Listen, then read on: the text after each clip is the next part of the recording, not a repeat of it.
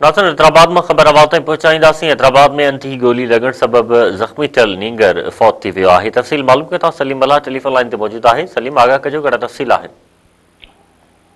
जी बिल्कुल, ही हैदराबाद में नामालूम तरफ़ खां आयल गोली लगण सबब ज़ख़्मी थियल जेको ॿारड़ो आहे सिविल अस्पताल हैदराबाद में फौत थी वियो आहे।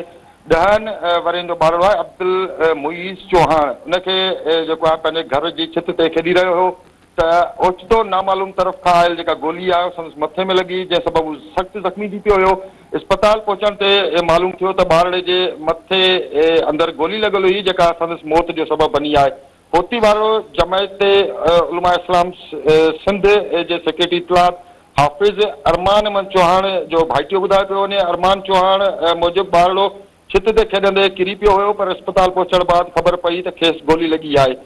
वाक़े बाबति SHO पिंजारी थाणे अरसलान सोलंकी जो चवणु आहे त पुलिस मुख़्तलिफ़ रुखनि खां जांच शुरू करे छॾी आहे त गोली कहिड़े तरफ़ खां आई ऐं वाक़ियो कीअं पेश आयो। पुलिस मूजिबि वाक़े जी हर पहलू खां जांच कई पई वञे, जॾहिं त इलाइक़े में हिन वाक़े खां पोइ ख़ौफ़ वारी जेका लहर आहे उहा छायल आहे।